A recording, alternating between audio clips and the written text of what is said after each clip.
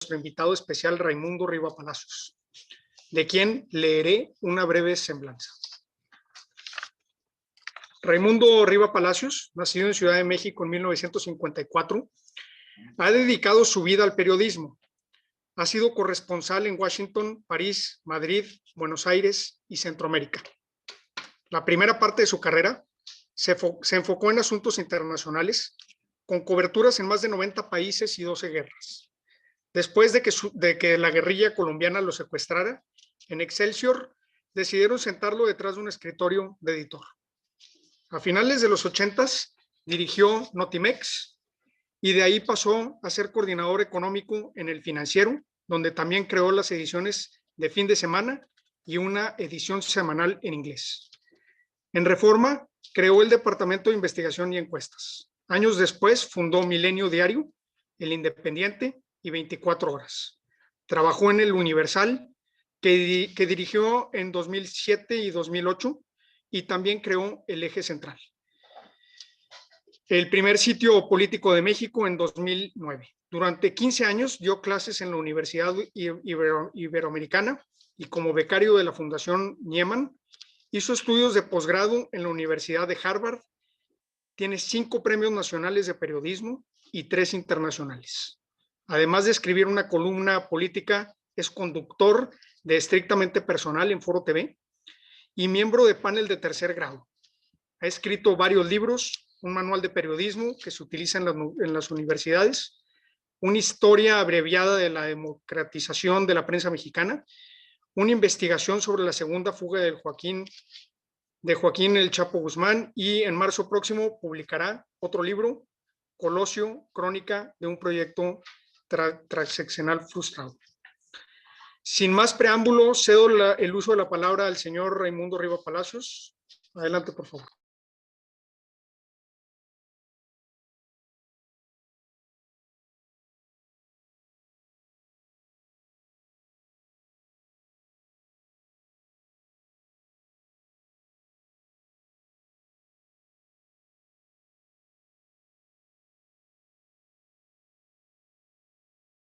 Un segundito.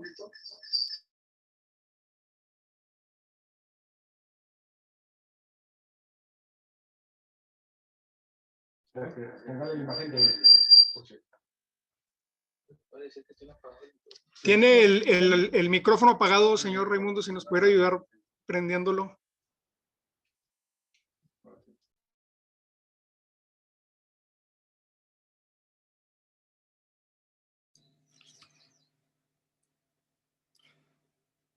Bueno, como les decía, muchísimas gracias. Fue un placer estar con ustedes. Muy buenos días.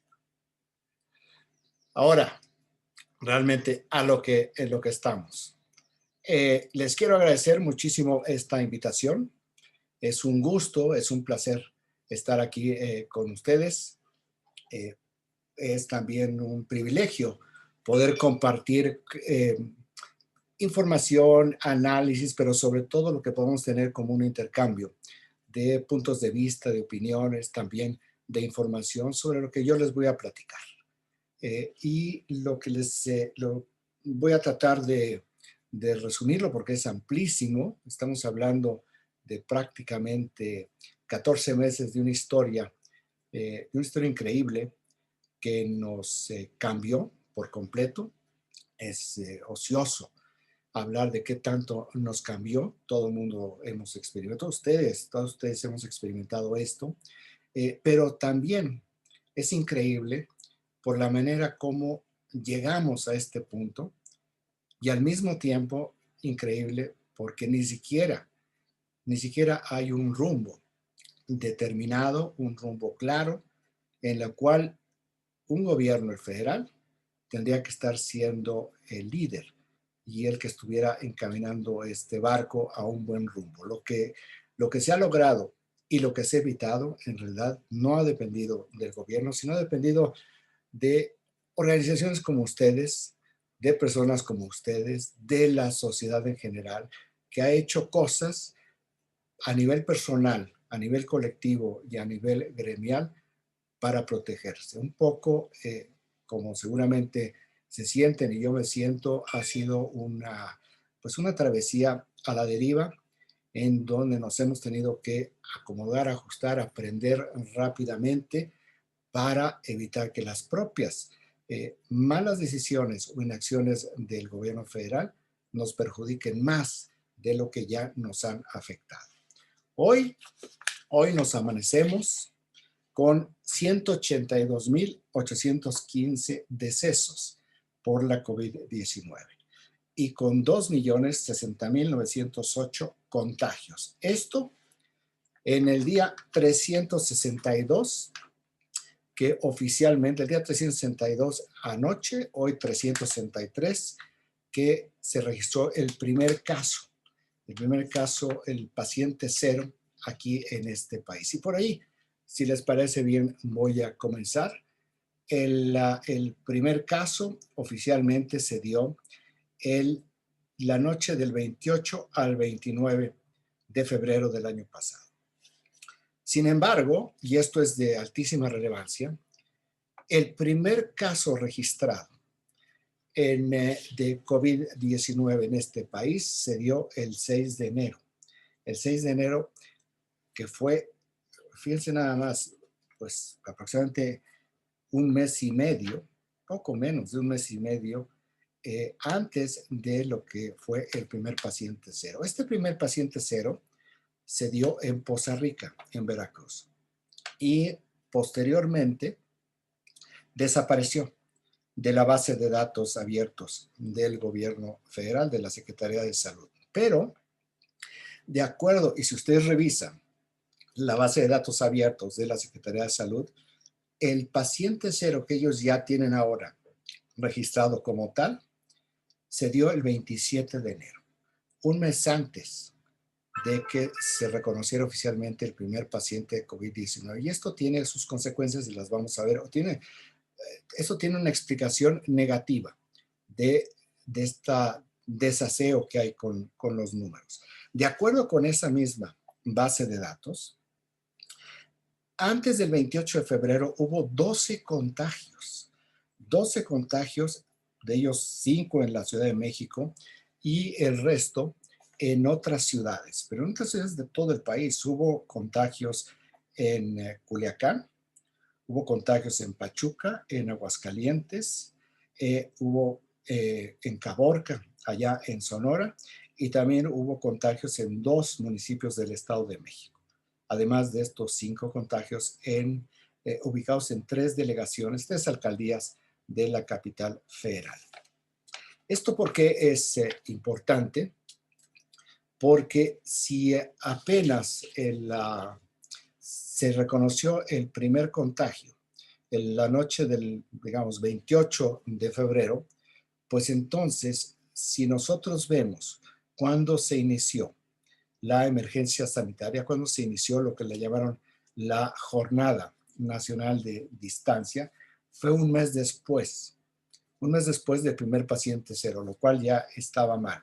Pero si nosotros tomamos los casos desde enero, entonces no se comenzó un mes después, sino se comenzó 3 meses después esta emergencia sanitaria. Y esta demora, ¿qué es lo que trajo? Pues trajo más contagios y trajo un mayor aceleramiento de la enfermedad y, por supuesto, trajo un mayor número de muertes. Hay modelos matemáticos.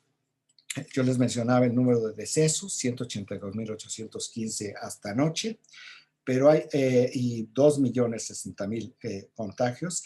Hay modelos matemáticos, uno muy importante de la Universidad de Washington, que establecen o que sitúan el número de contagiados en México real en 50 millones de personas. Es casi la mitad de la población mexicana, de los cuales el 30% de estos 50 millones, de acuerdo también con todos estos estudios, al menos requeriría o requirió de algún tipo de ayuda secundaria secundaria a la COVID, o desarrolló enfermedades relacionadas con el coronavirus. El año pasado el número de decesos. El exceso de mortalidad, que es como le llaman, nos llevaría a el exceso de mortalidad, de lo cual hubo 180,000 muertes asociadas al coronavirus. Entonces, si ustedes ven, si tenemos oficialmente 182,815 decesos, 180,000 muertes adicionales, que es el índice de mortalidad en exceso vinculada a este virus, pues nos lleva a una cifra superior de 360,000 muertos. Esto tiene responsables y los responsables tienen nombre y apellido. Y más adelante explicaré por qué hay responsables, por qué sí se puede identificar al nombre y apellido. Porque todo este desaseo en los datos tiene que ver con la, digamos, fallida estrategia del subsecretario Hugo López-Gatell en el manejo de la pandemia, a quien el presidente le entregó toda la estrategia y le dio toda la confianza.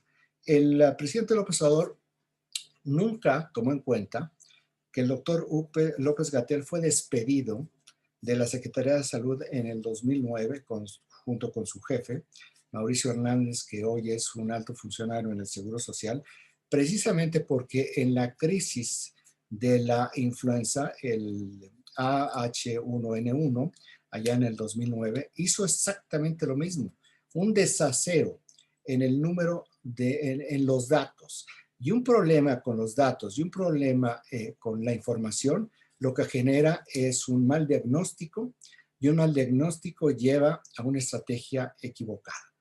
El presidente López Obrador hizo caso omiso a este tipo de señalamientos que se mencionan, sobre todo al pasado, y puso al frente de una pandemia que no había tenido el mundo hace un siglo, a una persona que demostró su incapacidad para poder manejarla.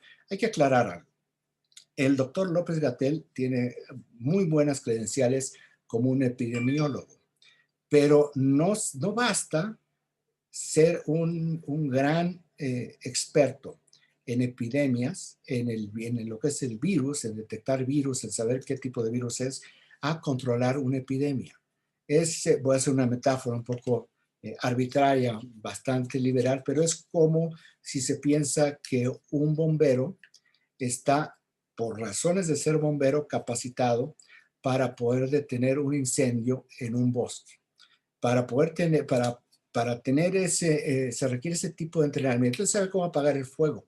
Un bombero puede saber cómo apagar el fuego, pero no necesariamente cómo detener que se propague el fuego por un bosque. Para esto se requiere sí conocer de apagar el fuego, pero también se requiere de un entrenamiento y una capacitación para saber cómo se puede frenar. En este caso de la pandemia es exactamente lo mismo. El doctor López-Gatell, que sabe mucho de virus, no sabe, porque no fue su entrenamiento, no fue su capacitación, saber cómo se detiene. Nunca tuvo una experiencia, por ejemplo, en operaciones de emergencia como DN3.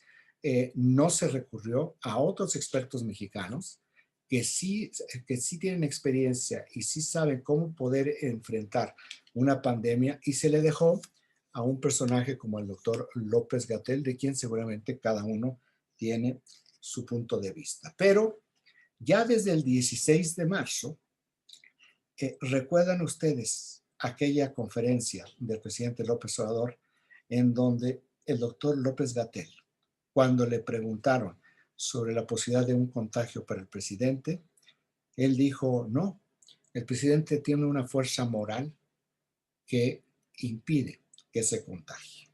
Y luego el presidente, en esa misma conferencia, dijo, esta enfermedad se cura sola. ¿Qué es lo que esto, o por qué esto es tan importante? Por el mensaje que dio, por una parte, y por la otra, también porque lo que estaban haciendo era minimizando esta enfermedad. En verdad, no parecía que creyeran que la enfermedad era lo suficientemente grave. Aquí hay una irresponsabilidad total del doctor López-Gatell, que sí entiende de cómo se mueven los virus, y una ignorancia, me parece, y perdónenme por utilizar esta caracterización del presidente López Obrador, de no entender, no alcanzar a comprender lo que estaba sucediendo. Pero me regreso a enero. Si el gobierno chino tuvo que confinar a 11 millones de personas, 11 millones de personas, para poder contener el virus, pues lo que estaba haciendo el gobierno chino en ese momento fue regalarle al mundo un par de meses para que se preparara. Una epidemia que requiere un confinamiento de 11 millones de personas es una epidemia que no se va a poder frenar. Simplemente atrasó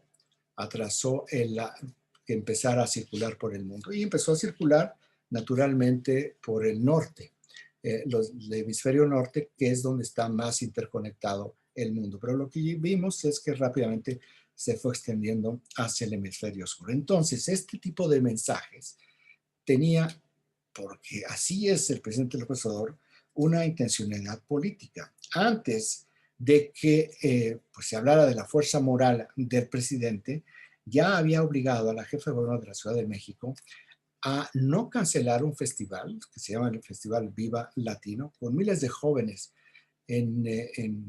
pues totalmente en medio de multitudes, que podría haber sido, porque no lo fue afortunadamente, un foco de infección. La jefa de gobierno no quería realizar ese evento y el presidente la obligó. Como más adelante intentaría también forzando a la jefa de gobierno a que no se cerrara la Basílica de Guadalupe allá en diciembre, el 12 de diciembre, en donde ella, con el apoyo de la jerarquía eclesiástica, cerraron la Basílica de Guadalupe. Pero el presidente insistió, a través de su secretario particular, que no se cerrara y que se permitiera que los fieles llegaran a la Ciudad de México. Eran 8 millones de personas promedio al año los que vienen a esa festividad, esos fieles, y esos 8 millones, que era lo que pensaba la jerarquía eclesiástica, podrían ser un foco de contagio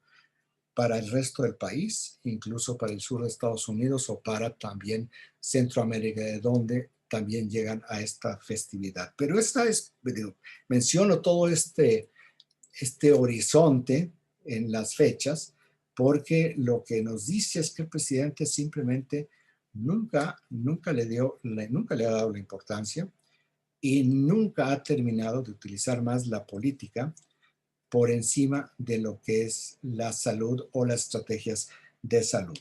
¿Qué es lo que vimos posteriormente?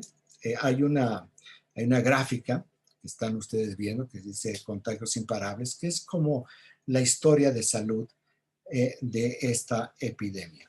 Pero nosotros podemos ver que todavía el 26 de abril, fíjense, si ustedes ven muy bien el 26 de abril, pues prácticamente la línea roja gruesa, es el total acumulado de los contagios. Las pequeñas barras grises es el número de contagios por día. Entonces, si ustedes ven el 26 de abril, pues prácticamente se había mantenido flat esta línea roja y apenas empezaba a despuntar. Pues ese día, y por eso lo subrayo, lo que dijo el presidente es que ya habían domado la pandemia. Esto dijo el presidente. Para esas fechas ya el Consejo Coordinador Empresarial había estado proponiéndole al presidente que no que se condonaran los impuestos, que es lo que dijo el presidente, sino que hubiera una prórroga, o también, que fue la propuesta concreta, que se pudieran diferir los impuestos a 12 meses. ¿Por qué un poco el Consejo Editorial o por qué mucho estaba diciendo esto? No únicamente por lo que ya estaba diagnosticando sobre la pandemia, sino por algo que ustedes saben perfectamente. Las condiciones económicas en las cuales terminó el año previo, en el 2019. La economía ya venía cayendo, no les voy a repetir lo que ustedes conocen muy bien. La industria de la construcción, ustedes lo vivieron, se fue a la ruina aquí en la Ciudad de México se perdieron súbitamente más de 180,000 trabajos, se paró la construcción. Ustedes que llegaron a viajar a la Ciudad de México podían ver el número de grúas que se veían en el horizonte. Y yo recuerdo que para mayo más o menos del 2019, mayo, junio, yo lo único que podía ver era un par de grúas sobre el horizonte de la Ciudad de México. Es decir, la crisis económica ya se venía arrastrando. Yo no sé si vieron hoy el ajuste del crecimiento del año pasado que dio el INEGI. Hoy por la mañana, 8.2 fue la contracción económica y también se registró el séptimo semestre de contracción, pero el 8.2 en cifras acumuladas es el peor dato, o menos 8.2, va a decir, el peor dato que se ha registrado en la historia de México. Regresando a esta gráfica, para el 26 de abril también ya se venía hablando, se le venía proponiendo al presidente de un plan contracíclico, que es lo que estaban haciendo todos los países, a lo cual el presidente lo rechazó y dijo, yo no me voy a endeudar, lo recuerdan ustedes muy bien. En ese momento, la pobreza laboral tocaba a 35.7 millones de personas. Si ustedes recuerdan, el último dato de la pobreza laboral hace un par de semanas está en 54 millones. Es decir, estas malas decisiones del presidente y del subsecretario López-Gatell llevaron o añadieron a la pobreza laboral a 20 millones de personas, a casi 20 millones de personas. ¿Quiénes han sido los principales afectados de esta pandemia? Naturalmente, la gente que tiene menos recursos. A todos nos ha pegado.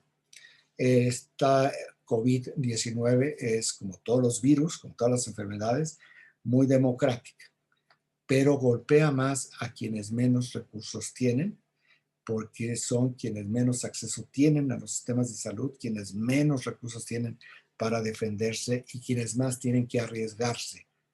Y en este caso, quienes más le creen al presidente de la República. Entonces, si el presidente de la República decía, ya domamos la pandemia, ya vimos la luz al final del túnel, síganse abrazando, síganse saludando, vayan a los restaurantes, pero así, vayan a los restaurantes en seco sin haber tomado ninguna medida de precaución, como después las cámaras de restauranteros y de hoteleros lo hicieron ellos muy, muy bien en sus sistemas sanitarios. Si esto lo hubiera hecho el gobierno en los diferentes sectores con la diligencia que debería de haber sido, pues los diferentes sectores industriales, comerciales o en servicios no hubieran sufrido tanto.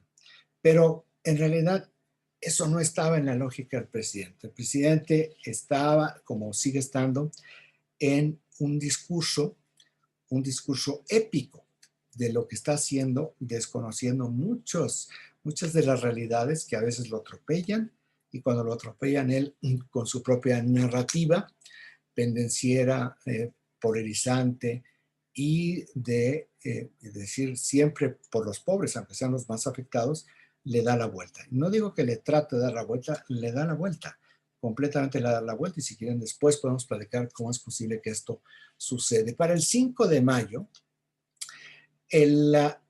teníamos, se dijo que el pico de la pandemia, lo dijo el doctor López-Gatell, que el pico de la pandemia iba a ser el día 8 de mayo, 3 días después. Y esto es muy importante, si lo pueden ver en la gráfica, el 5 de mayo y ahora el 8 de mayo, y vean nada más el pico de la pandemia y vean lo que sucedió con esa línea roja. Es decir, su diagnóstico fue absolutamente equivocado. En los siguientes, en ese momento, había 5,000 casos confirmados de contagio. En 25 días, el número de contagios se había elevado a 45,000.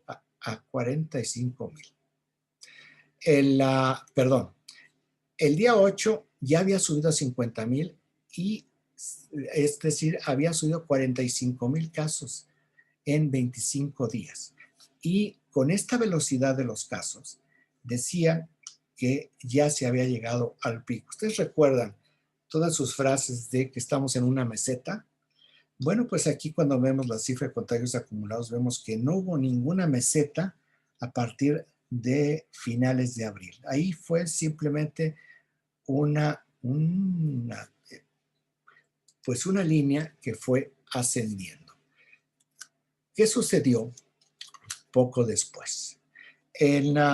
Ahí también en mayo, ya el presidente López Obrador rechazó por completo todas las propuestas del Consejo Coordinador Empresarial y él dijo que él no se iba a endeudar. Es una ortodoxia fiscal muy aplaudida en tiempos normales y muy criticada en tiempos de crisis.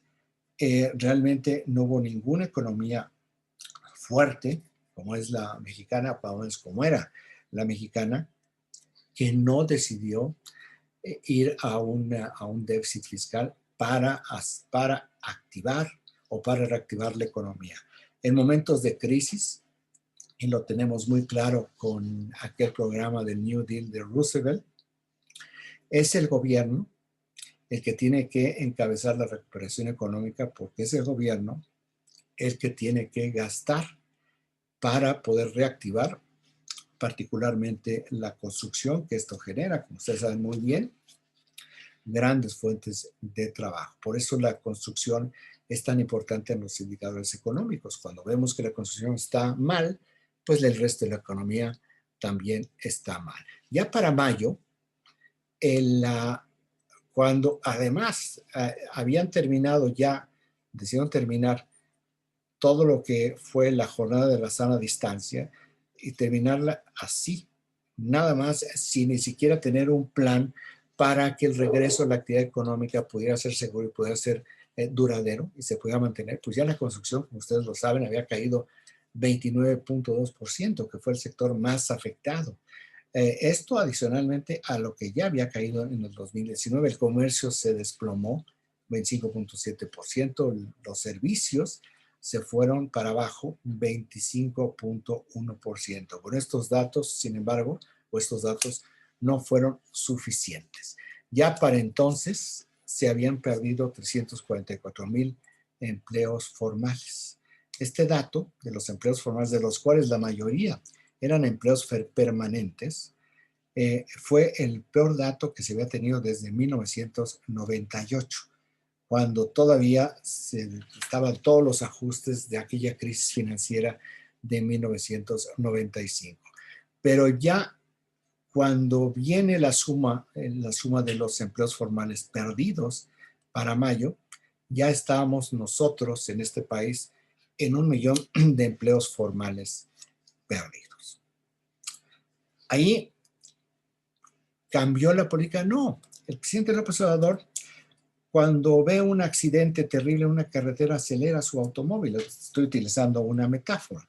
Él va hecho en su propia lógica política, en su propia lógica ideológica, y no se detiene a ver nada. Para este entonces, ya había muchas críticas en el exterior y en México también, de que no se realizaban pruebas. Y el doctor López-Gatell decía que no hay ninguna evidencia de que las pruebas ayudaran a controlar el contagio.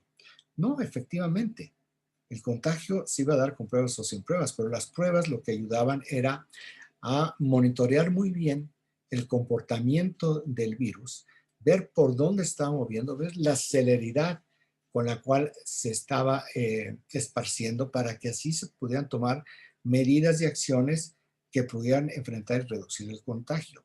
Es lo mismo que sucedió con el cubrebocas, que él decía, no hay ninguna evidencia de que el cubrebocas ayude. Pues realmente la evidencia en todo el mundo es que el cubrebocas ayuda. No evita el contagio de ninguna manera, pero sí es un muro que tiene, un primer muro para el contagio. Entonces, todo este discurso del doctor López-Gatell, totalmente avalado o quizás inspirado por el presidente, pues no ayudó, como ustedes pueden ver esta gráfica, no ayudó a que hubiera muchos mexicanos que tuvieran estos mensajes contradictorios sobre la información y que no se cuidaran. Este mensaje de si somos buenos, si no son corruptos, nadie se va a contagiar, pues todos sabemos en su momento cuando lo dijo que eso era falso, pero sí hubo gente que la creyó y no sabemos cuántas de esas personas que creyeron su palabra murieron o se contagiaron.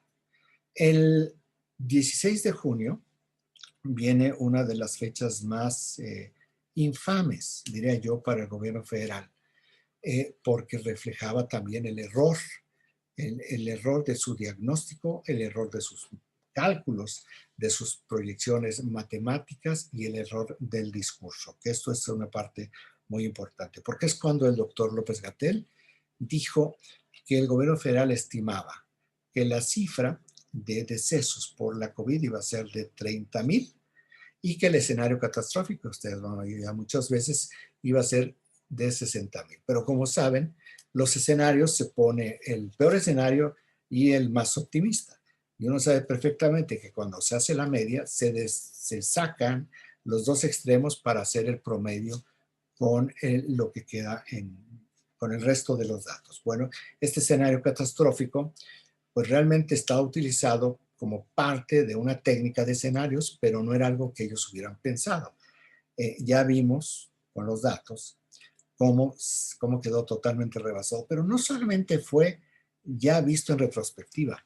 3 semanas después de que hizo esta declaración, ya el número de muertes se había ido, había superado las 30,000. Y 2 meses después, ya eran más de 60,000.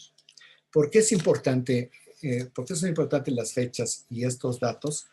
Porque tampoco fue suficiente para que se corrigiera la estrategia.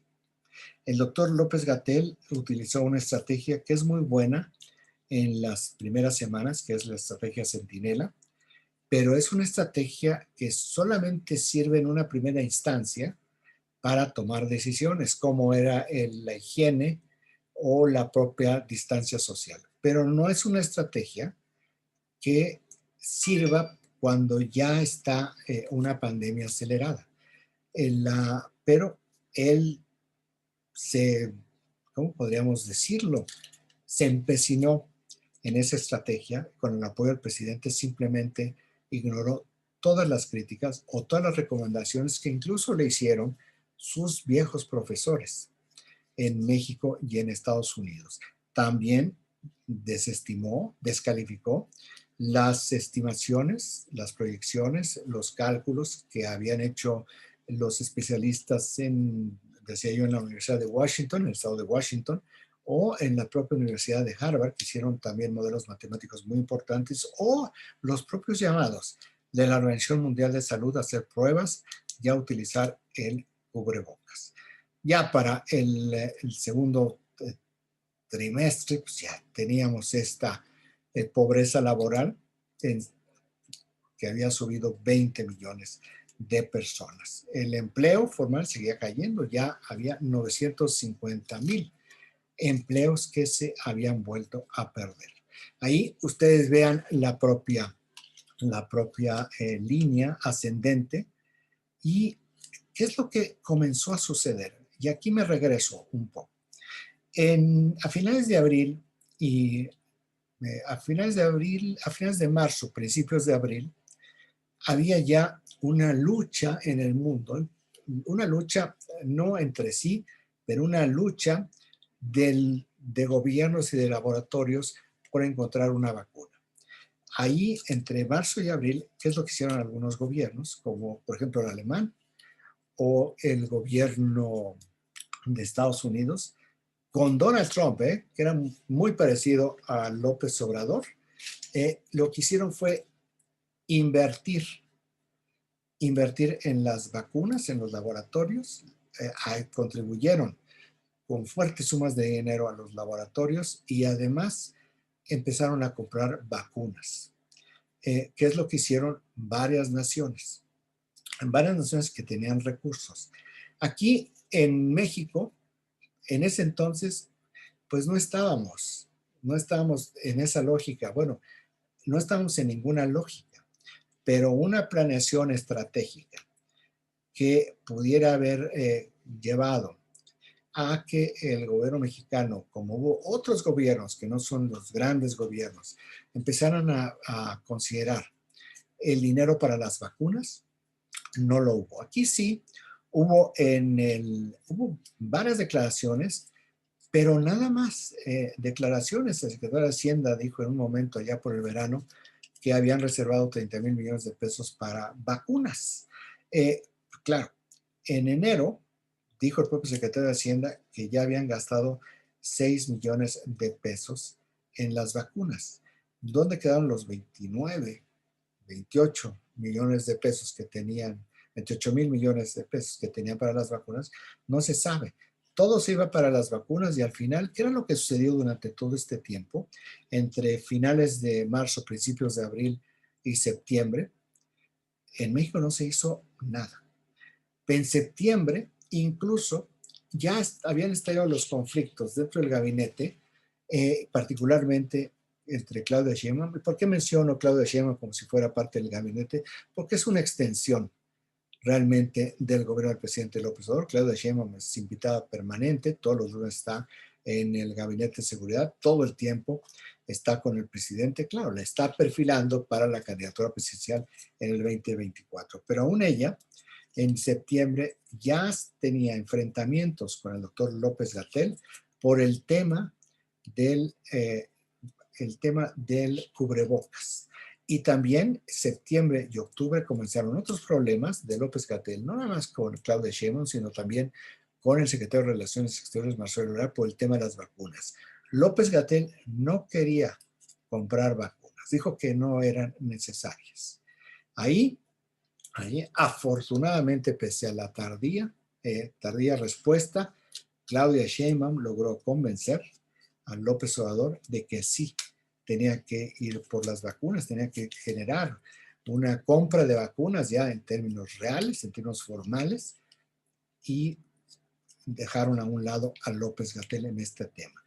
Ya el propio secretario de Relaciones Exteriores le había preparado un discurso al presidente López Obrador para hacer una iniciativa durante la Asamblea General de las Naciones Unidas en septiembre, una iniciativa que buscara un voto de acceso a las vacunas, un voto en el Pleno de las Naciones Unidas o Asamblea General en septiembre, para que se apoyara que el acceso a todos los países de las vacunas, lo cual, por supuesto, como sucede en esos plenos de las Naciones Unidas, fue aprobado por unanimidad.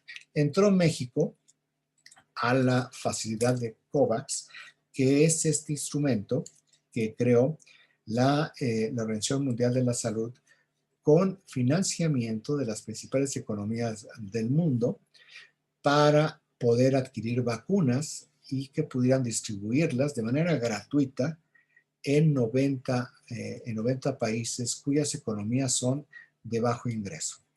Hay otro grupo de países de mediano y de alto ingreso en donde se encuentran México y Canadá, por cierto, también, en donde para poder acceder a estas vacunas se compran las vacunas, pero se garantiza ese monto. ¿Qué es lo que hizo México? México compró o reservó un 20% de las dosis que pensaba que iba a utilizar, que iban a costar 159 millones de dólares, a los cuales pues giró un pagaré de 20 millones de dólares. México no ha recibido prácticamente nada de COVAX y un poco el discurso ha sido mezclar lo que es la compra de las vacunas directas a los laboratorios con esta facilidad de COVAX. México no aportó dinero a COVAX.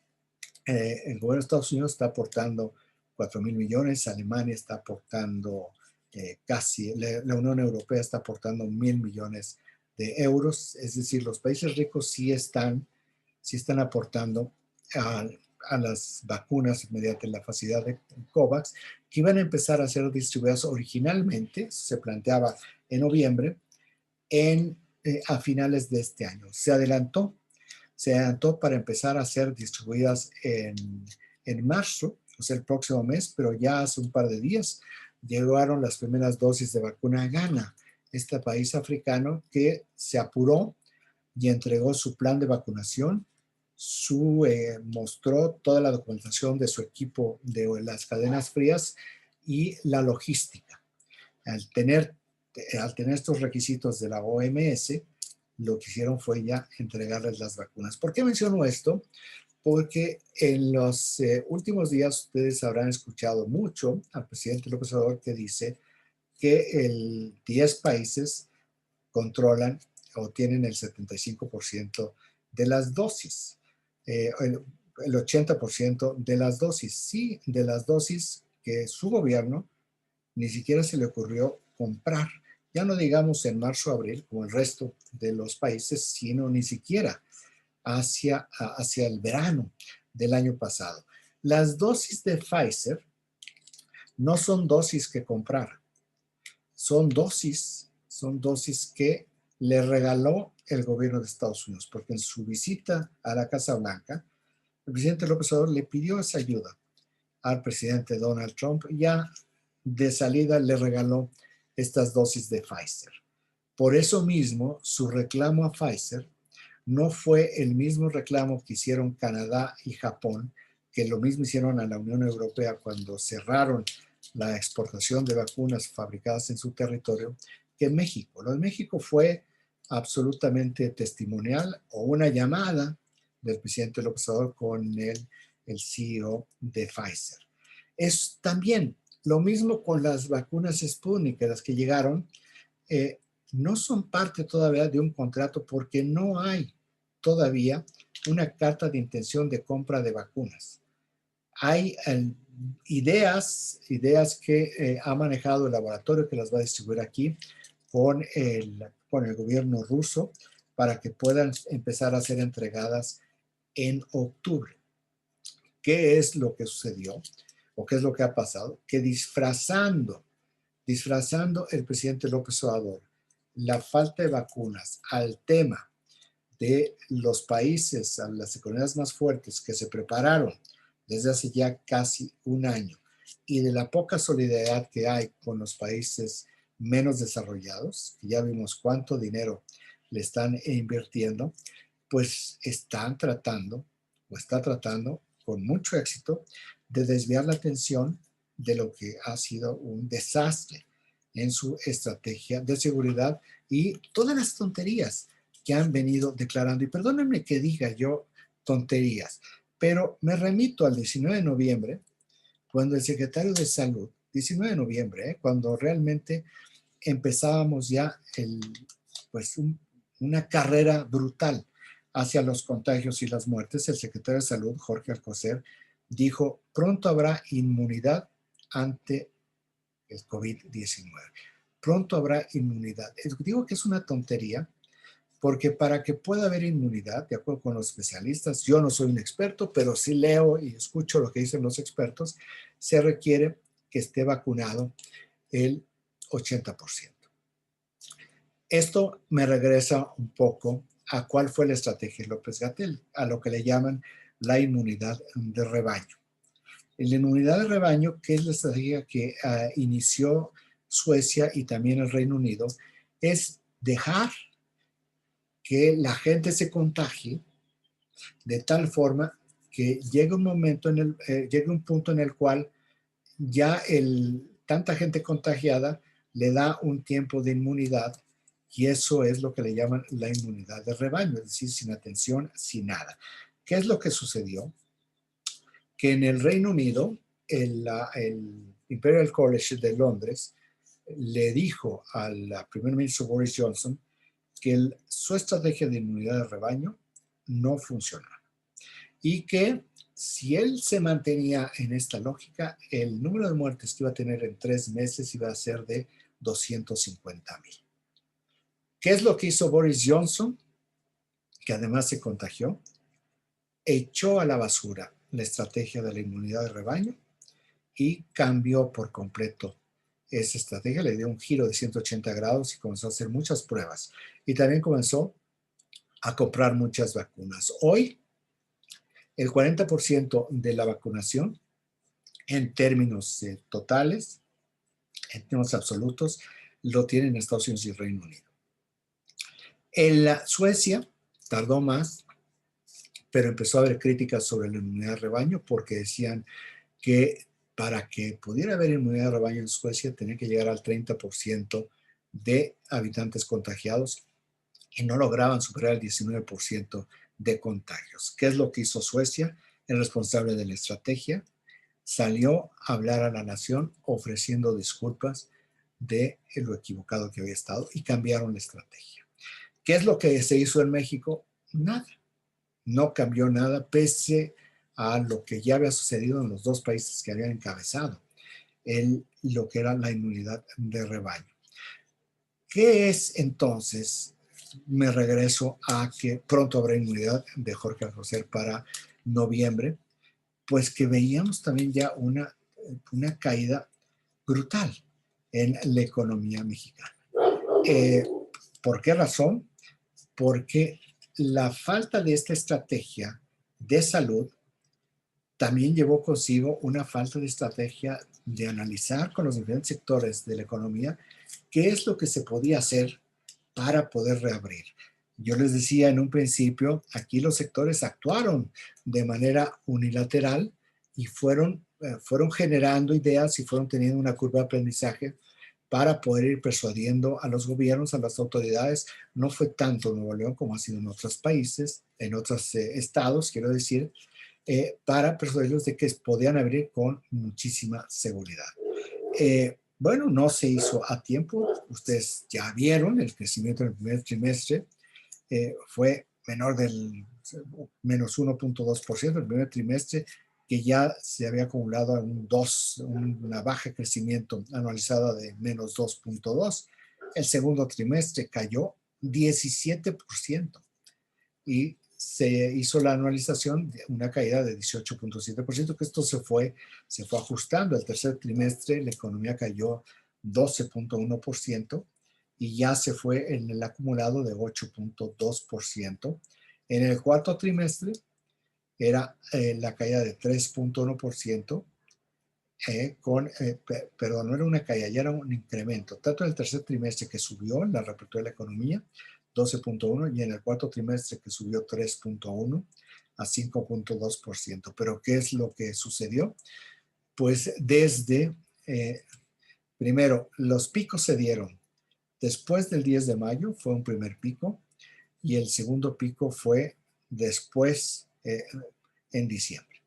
En diciembre con la Navidad y con todas las festividades de finales de año. Tanto que durante las 3 primeras semanas de enero se dieron consecutivamente subidas históricas en el número de contagios y en el número de decesos.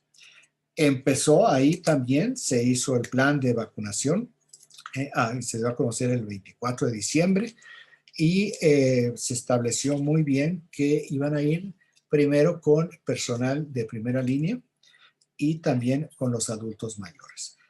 Ese era el plan. Bueno, ese plan en un mes cambió 4 veces. En el último ajuste se incluyó a los llamados servidores de la nación, los servidores de la nación que son estas brigadas que dependen de la Secretaría de Bienestar, que operan de una manera electoral, que son quienes promueven y distribuyen los programas electorales. Entonces, en lugar de montarse la presidencia, porque aquí ni siquiera es la Secretaría de Salud, la presidencia, en todo ese ejército, toda esa maquinaria que tienen de vacunación, donde cada año vacuna la Secretaría de Salud a 70 millones de personas, tiraron por la borda toda esa maquinaria, tiraron por la borda todas las propuestas y ofrecimientos de los gobiernos estatales para apoyar con su aparato de salud a la vacunación y pusieron a vacunar a brigadas de 12 personas en las cuales había 2 militares, 12 doctoras o doctores y el resto eran brigadistas, eran programas electorales. Entonces, uno dice, bueno, pero se aplicaron las vacunas. Bueno, las vacunas se aplicaron de una manera totalmente política. ¿Se acuerdan ustedes que se anunció que iba a ir a 330 de los municipios más pobres? Bueno, nunca pudieron informar de cuáles eran el total de los municipios. Había 280 municipios, de los cuales, de esos 258, ¿no? 258 municipios de los cuales sí había información, solo el 9% de ellos estaban en los índices, dentro de los índices de letalidad e inmortalidad, por el cual dijeron que se habían diseñado. Los municipios estaban más bien, muchos de ellos orientados a temas electorales. Les doy el mejor ejemplo. La Ciudad de México, la primera campaña de vacunación, que es quirúrgica, en 3 alcaldías, en las cuales ninguna de ellas estaba ni está dentro de los índices de marginación que se había planteado como un requisito, ni de letalidad, ni de mortalidad, ni de contagios. Estaban totalmente fuera de ese marco de referencia, pero ¿en qué marco de referencia sí estaban? Una de ellas en Coajimalpa la habían perdido con el PRI. En otra de ellas que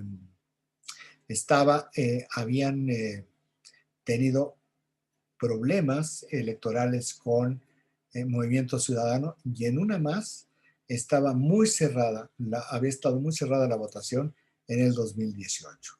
Entonces fue diseñado con fines electorales. Hubo muchas críticas en los medios y se exhibieron fotografías, ustedes las habrán visto perfectamente, de cómo estaban tomando fotografías y pidiendo datos electorales. Ya en esta segunda fase de la vacunación aquí en la Ciudad de México, sí están la delegación más pobre, la de mayor letalidad, y también la de mayor número de contagios. Hasta ahora es así. ¿Por qué han tenido que hacer este tipo de vacunación?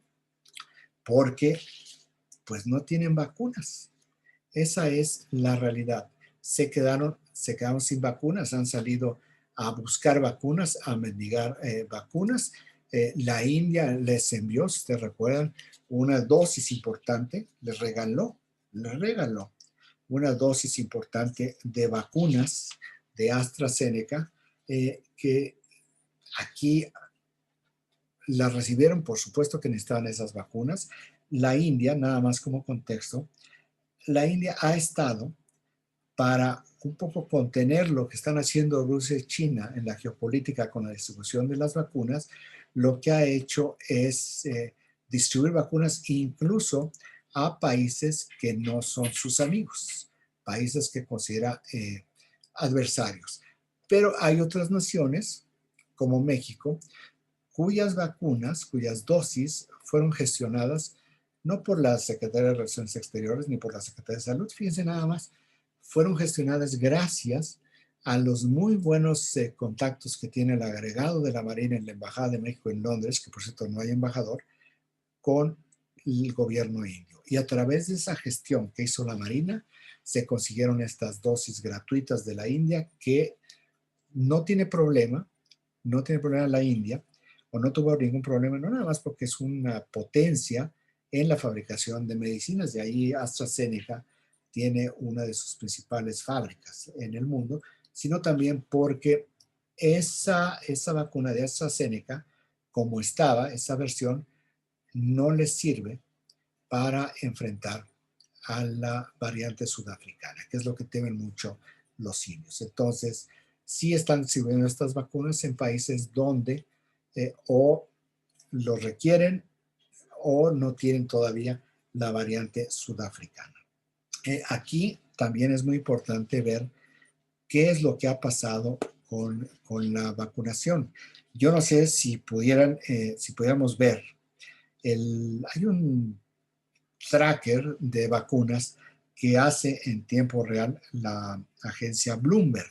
No sé si lo tengan por ahí a la mano, que pudiéramos nosotros verlo, que puedan verlo todos ustedes, para platicar un poco sobre lo que es la vacunación. Ya casi termino para que podamos tener una plática y un diálogo. Aquí en el tracker, todavía no lo veo. A ver, ahí ese está bien. Ese es el primero que podemos verlo muy bien. Ahí lo que nosotros tenemos es, como se pueden imaginar claramente, entre más intenso es el verde, mayor es el número de vacunas que se han aplicado. Hay países que están prácticamente en gris, que es donde todavía no se aplican vacunas y prácticamente ninguna dosis de vacunas, y después vienen varias tonalidades de verde.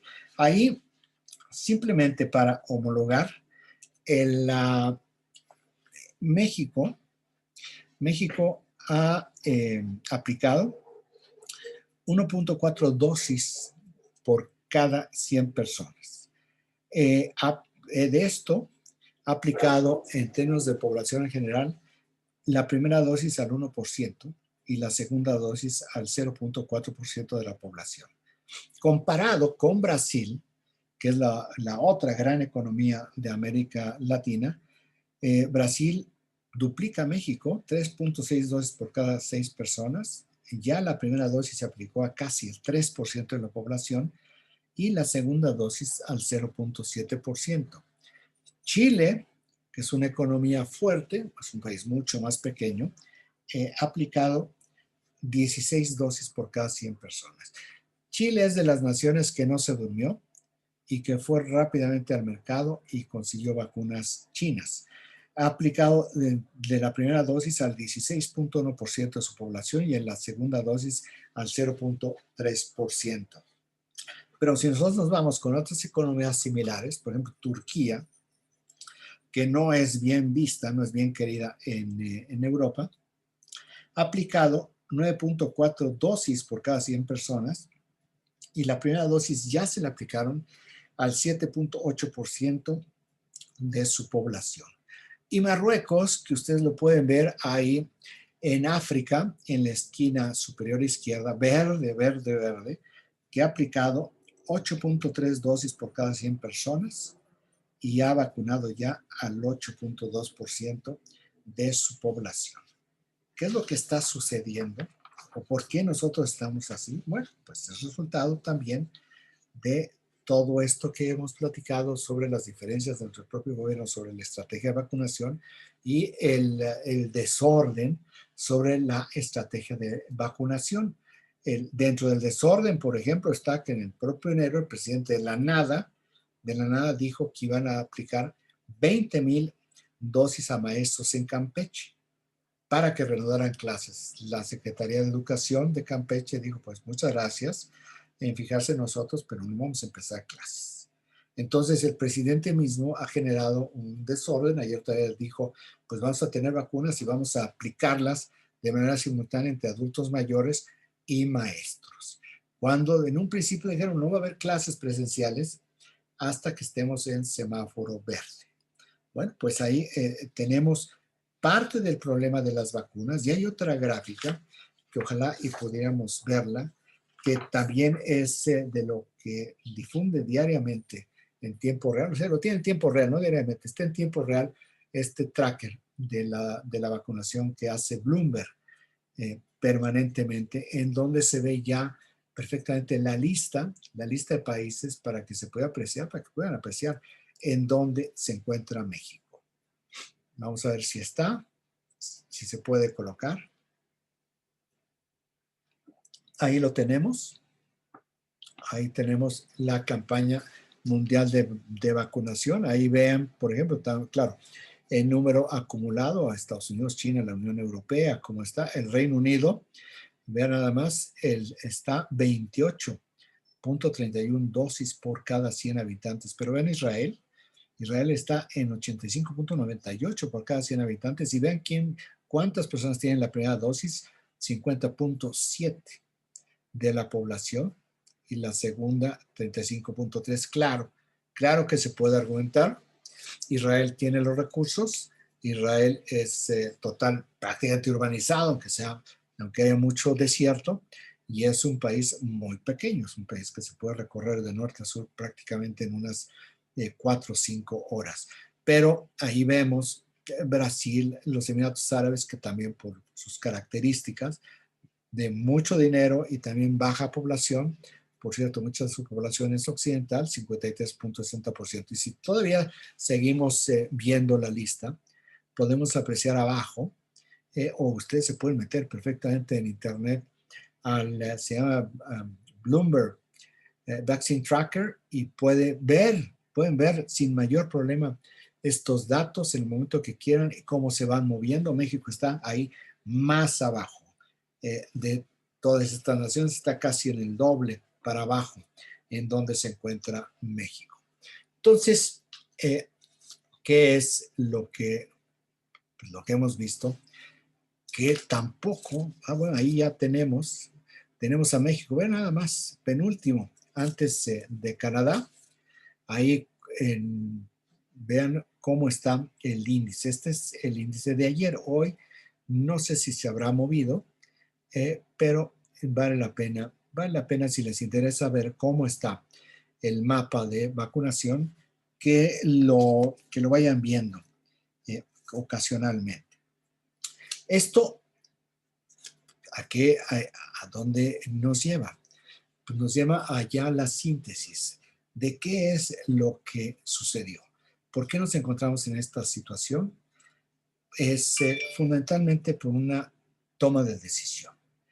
Y las tomas de decisiones llevaron a que primero se minimizara la crisis. De hecho, aunque en el discurso ha variado un poco, pues ver nada más la actitud del presidente con ese mensaje que permanentemente da del no uso de cubrebocas, pues sigue minimizando, porque la imagen del presidente tiene una fuerza frente a muchísimas personas.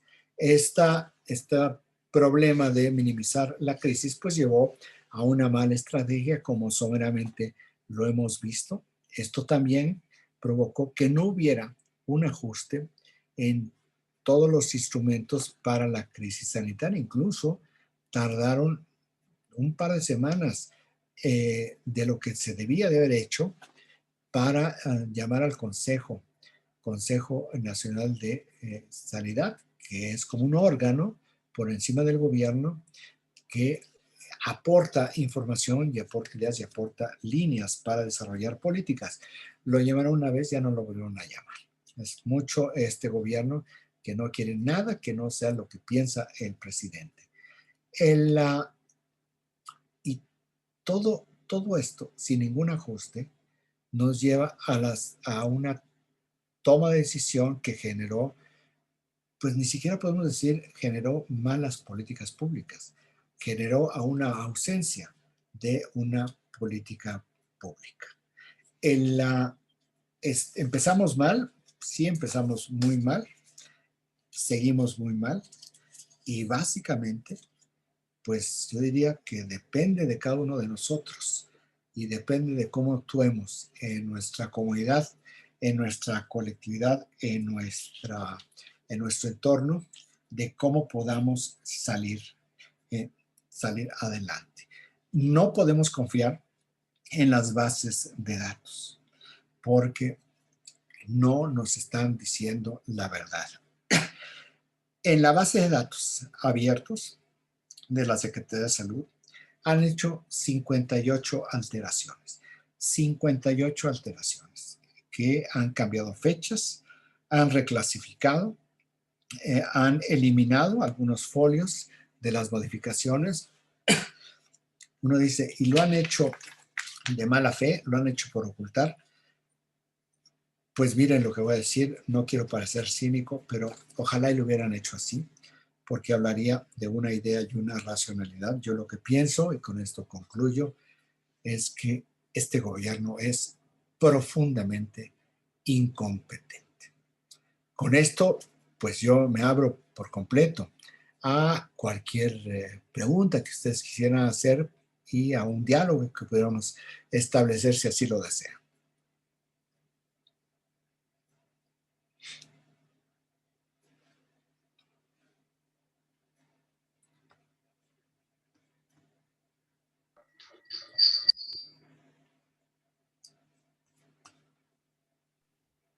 Ya, después de ver. Después de ver. Primero que nada, agradecerte, Raimundo, tu presentación. ¿Se escucha? Sí. Muy interesante toda la información que nos has compartido. La verdad es que es difícil poder dar una opinión ante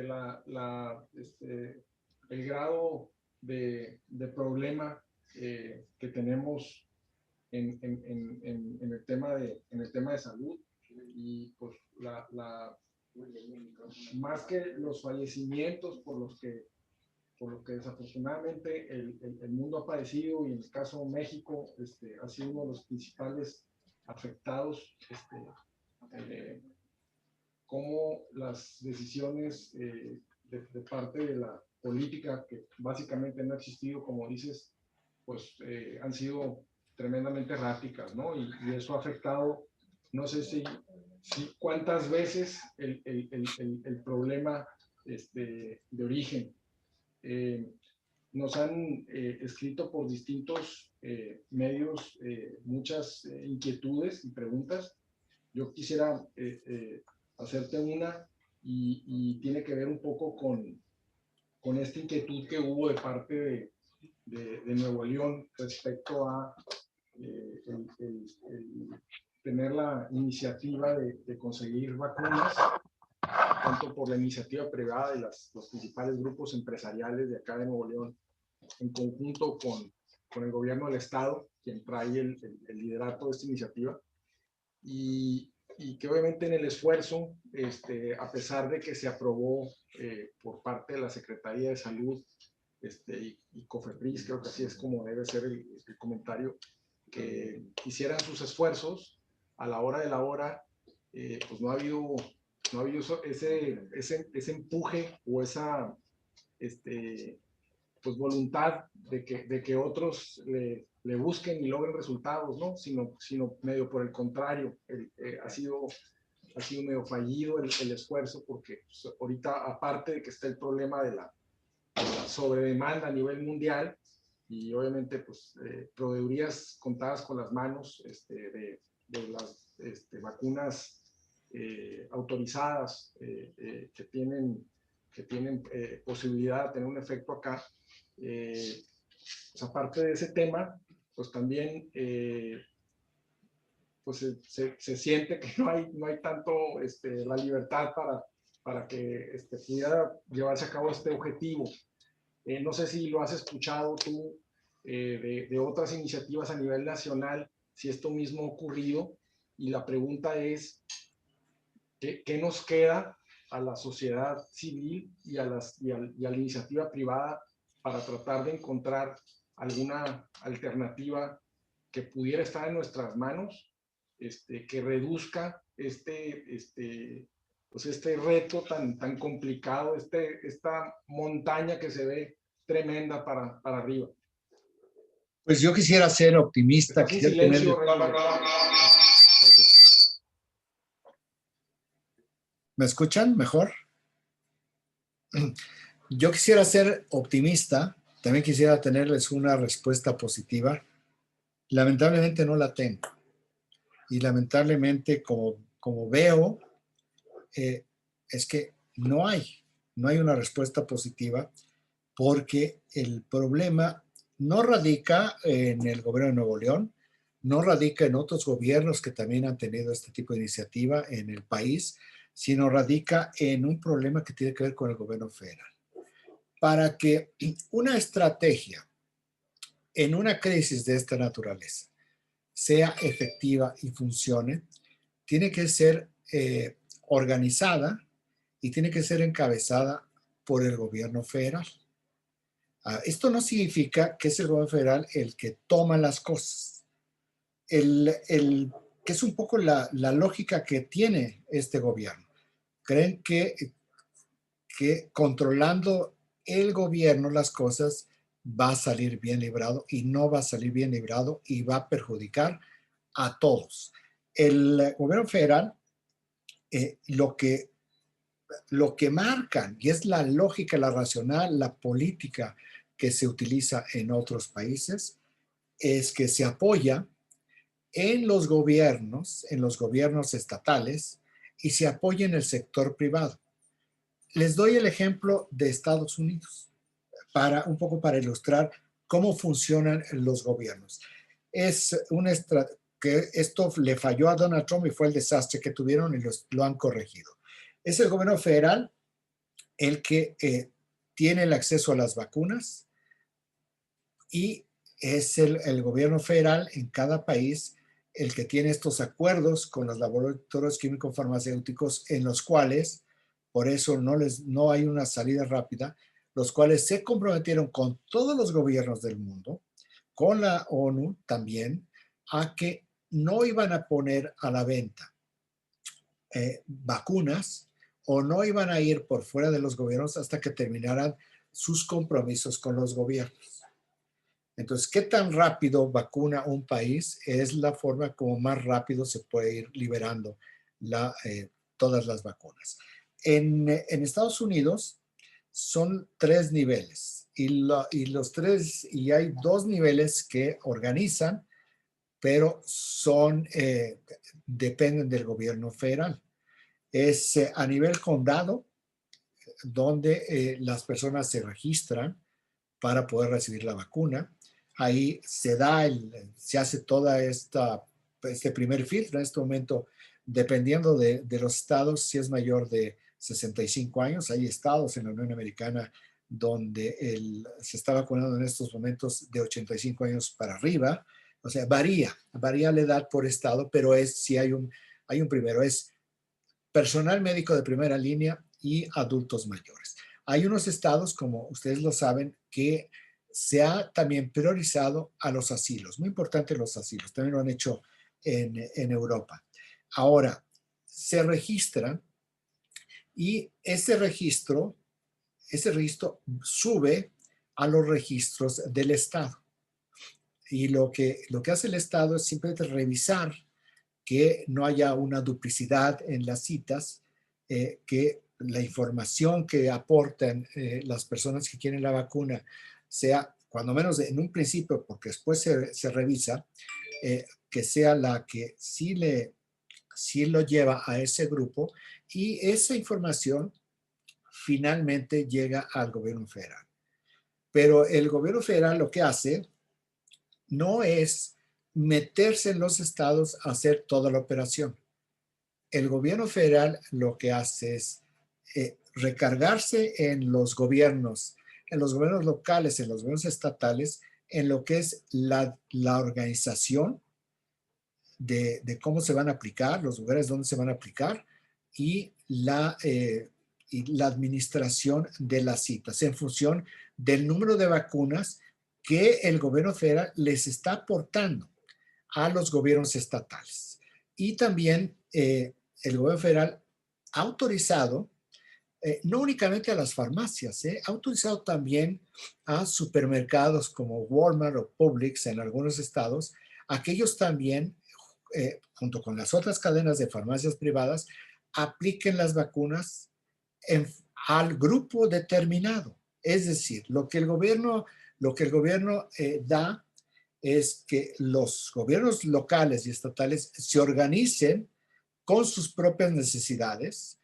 Un gobierno de Texas o de Florida, que están en 65 años para arriba, no es lo mismo que un gobierno, me parece que es Idaho, o es Dakota del Norte, que están, o Arkansas, que están de 85 años para arriba. Es decir, cada estado conoce sus necesidades primarias, conoce cómo está su densidad, los grupos de población en su estado, en su entidad, y ahí es donde establecen estos rangos. En eso no se mete el gobierno federal, sino que el gobierno federal se apoya por completo en estos gobiernos. Y de esta manera, el gobierno federal se dedica a la adquisición de vacunas, ya la distribución a los diferentes estados de las vacunas, que son los que allá a otros niveles de gobierno son quienes las aplican.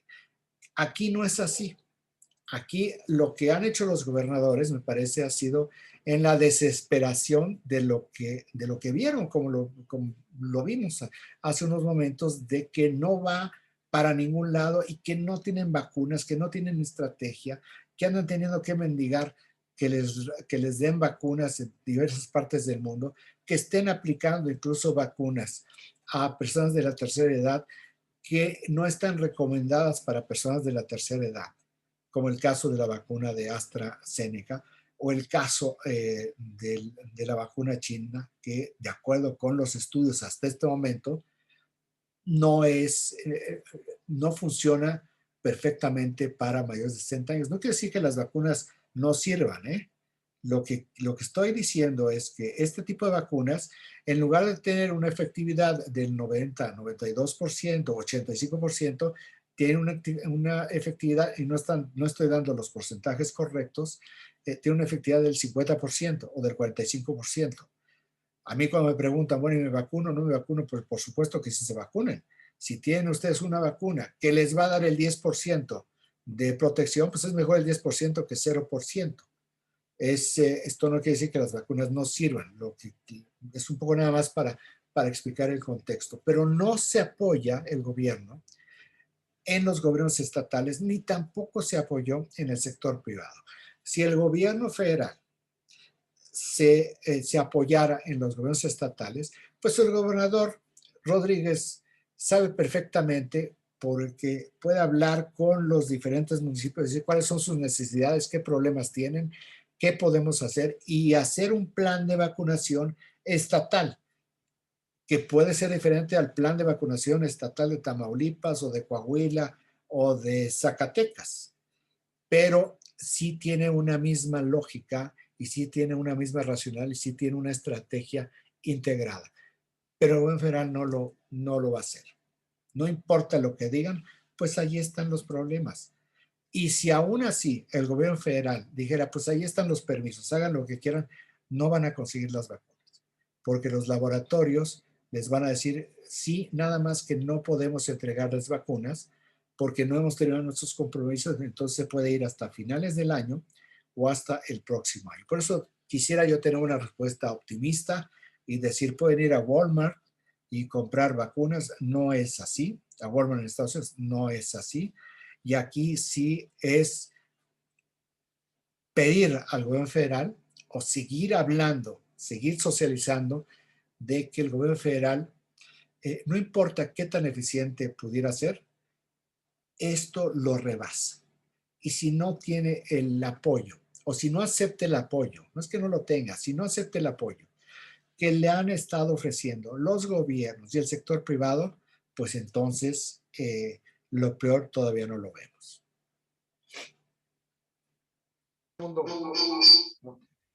Hay otra pregunta por acá que te querían hacer. Sí, Raimundo, yo tenía dos preguntas, quiero saber tu opinión. La primera es, si pudiera existir o se vislumbra una presión de nuestros socios comerciales o vecinos del norte por lo lento de nuestra vacunación, que hubiera algún apoyo o algo para que jalaran las orejas a nuestro gobierno.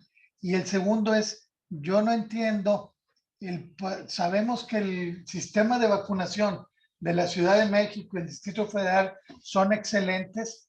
Yo no entiendo por qué situación de meter a militares a que hagan las vacunaciones si tenemos un sistema con el Seguro Social y con todo excelente de vacunación. No sé qué comentarios pudieras tener al respecto. A ver, voy por la segunda. Yo creo que el sistema de vacunación de la Ciudad de México no es excelente. A lo mejor se ve así, pero este es el único país que conozco, más o menos cómo está haciendo la vacunación, que no es una vacunación al grupo en general, sino es selectiva. En la Ciudad de México tendría que haber sido, personas mayores de 65 años tienen que registrarse y van a la cita. Sin importar si viven en Coajimalpa o viven en Tláhuac o viven en otra alcaldía. ¿Qué es lo que están haciendo? Es una operación de vacunación quirúrgica. ¿Por qué están haciendo una vacunación quirúrgica? Porque no hay vacunas. Esa es la realidad. Pero no nos engañemos. Si les funciona muy bien, es porque es limitado el número de personas.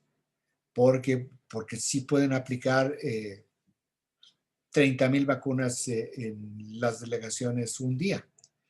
Eso sí se puede hacer, pero si fuera como tendría que ser la vacunación a los adultos mayores a partir de una edad, pues entonces no estaríamos viendo lo que estamos viendo en la Ciudad de México. Sería un desastre, porque, y lo vimos hace 2 días en Ecatepec, este suburbio de la Ciudad de México, simplemente los brigadistas, los servidores de la nación, pues no llegaron porque no terminó su capacitación, que nos lleva directamente a la segunda parte de esta pregunta. ¿Por qué no se montaron en esta maquinaria del sistema de salud federal y estatal que vacuna a 70 millones de personas cada año sin problema? Pues es el presidente de la República el que decidió que esta campaña de vacunación la iba a acompañar de una campaña electoral. Esa es la terrible realidad.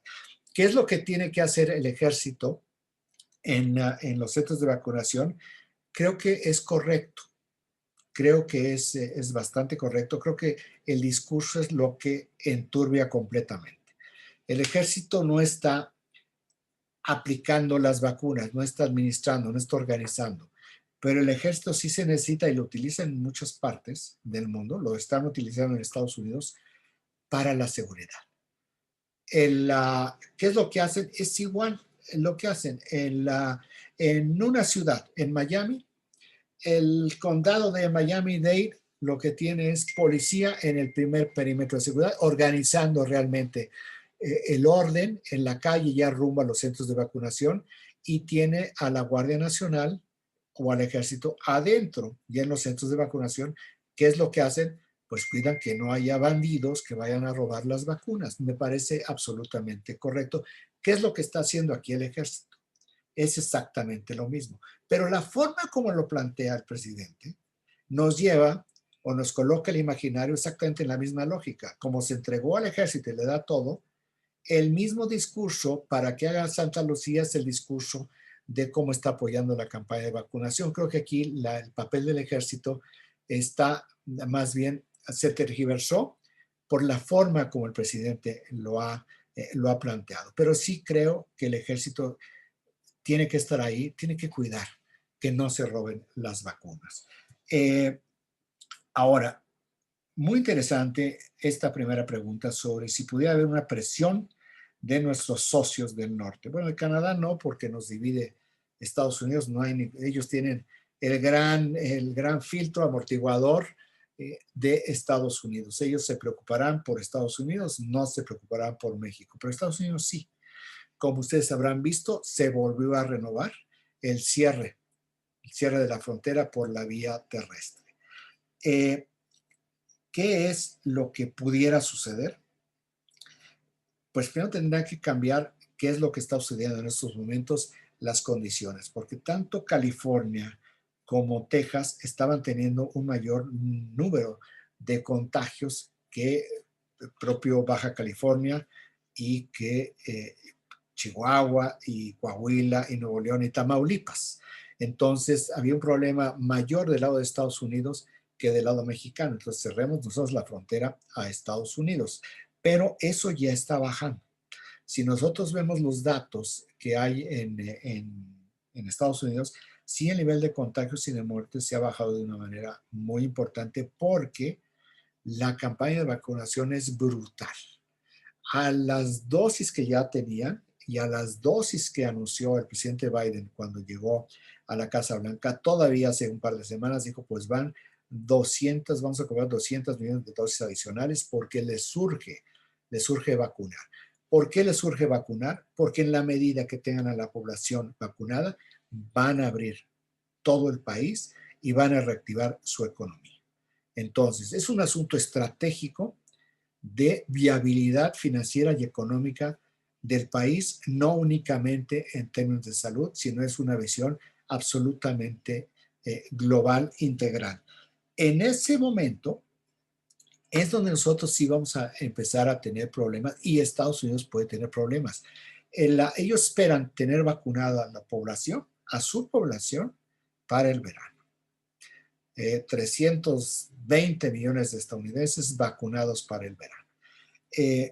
Hay estados donde, pienso por ejemplo Connecticut, donde prácticamente la vacunación en este momento es a cualquier grupo de edad y sin necesidad de comorbilidades. Hay otros estados que se han venido adaptando rápidamente. Por ejemplo, el caso de Florida. Primero hubo muy poco ánimo por la vacunación y después, ya entrando febrero, lo que hubo fue una fiebre de que todos querían vacunarse. ¿Qué es lo que hizo el gobierno de Florida? Estableció que solo iban a vacunar y solo iban a dar citas a todas aquellas personas que hubieran vivido 12 meses en Florida. ¿Esto por qué? De esta manera lo que hicieron fue excluir de esta primera fase a muchas personas que se han ido a vivir a Florida o que se fueron a vivir en el último año porque prácticamente ha estado abierto Florida, o también a todas aquellas personas que les llaman el snowbird, que son las personas que se van a vivir, que viven en el norte de Estados Unidos y se van a vivir a Florida durante 3 o 4 meses de verano. Esas personas también quedaron excluidas, así sin importar que pagaran o no impuestos. Entonces, sí hicieron, creo que fue una muy buena decisión del gobierno de Florida, que solo los que vivieran 12 meses, que puedan comprobar que vivían ahí 12 meses. Pero ¿qué es lo que ya sucedió desde hace aproximadamente una semana y media? Ya volvieron a abrir para los snowbirds, para los que llevan ahí viviendo 3 meses, 4 meses, para los que pagan impuestos. Es decir, el nivel de vacunación va tan acelerado que están rápidamente ya cambiando los criterios para acelerar la vacunación en el resto de los grupos poblacionales.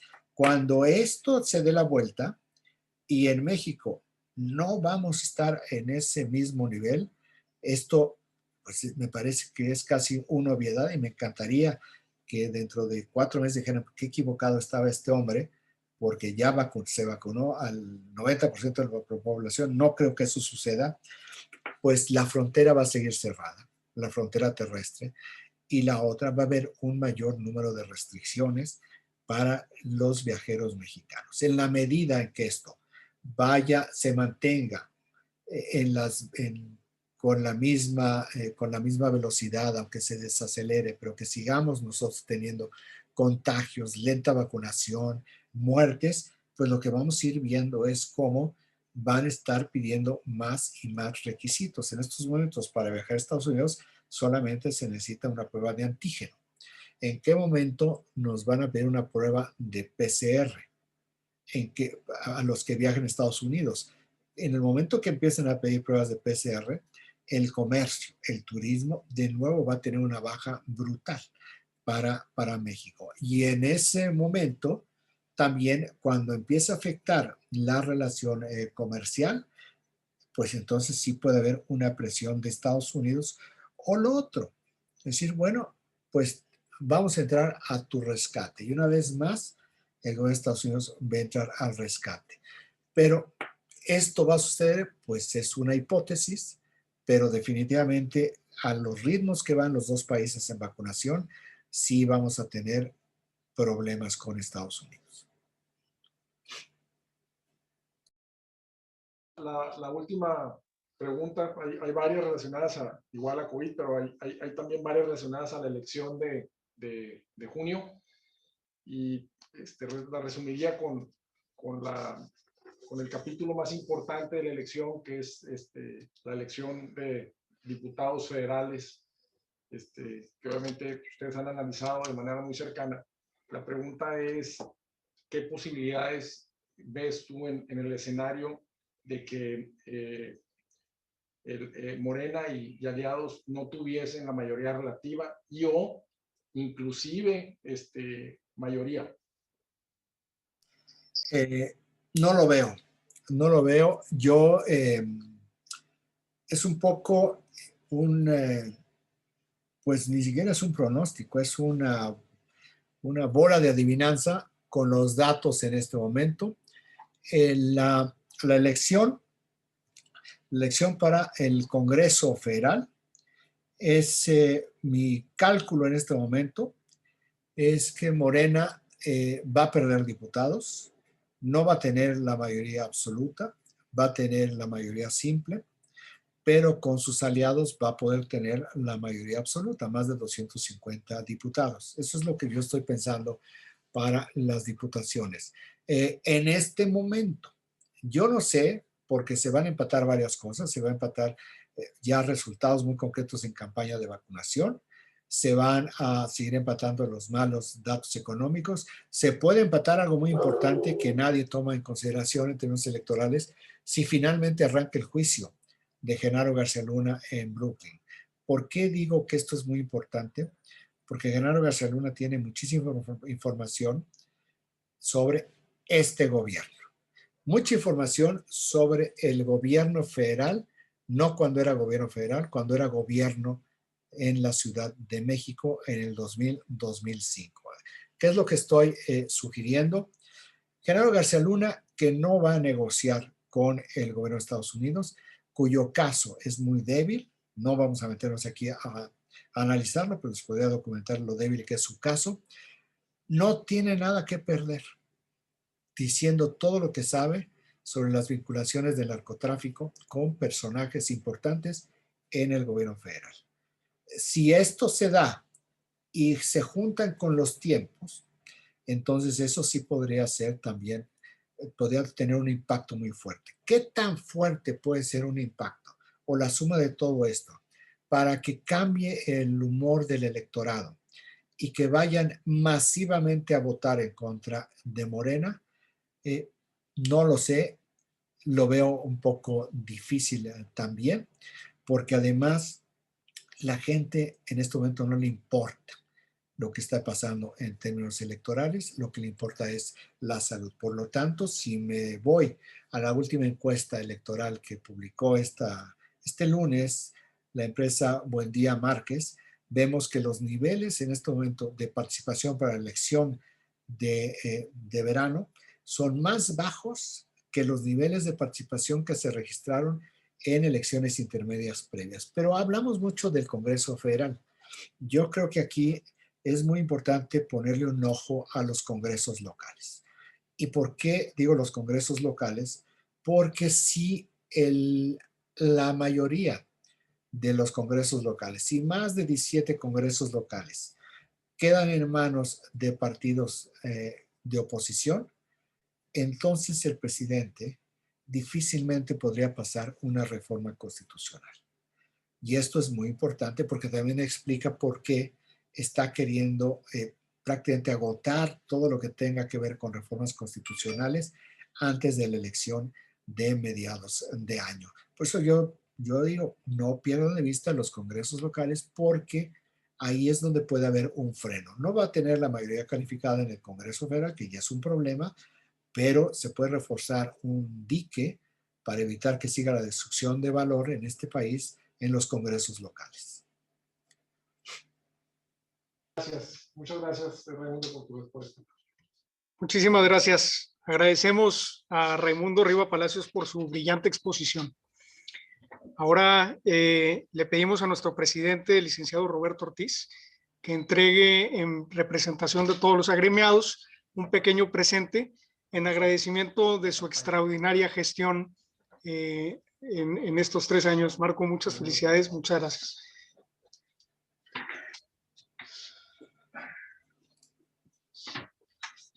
Marco, en representación de todos, te agradecemos todo tu tiempo y toda tu dedicación. Muy amable, te entregamos. Muchas gracias. Muchísimas gracias. Muy agradecidos con todo. ¿Me puedes pedir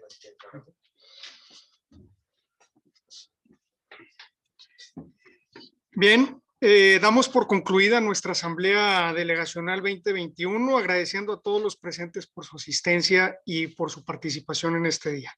Asimismo, en nuestro agradecimiento, damos muchísimas gracias a todos nuestros proveedores que apoyaron en este evento tan especial, a Panel Rey, Alfa Gama, Coflex, Pinturas Verel y Uniblock. Muchísimas gracias y que tengan un excelente día.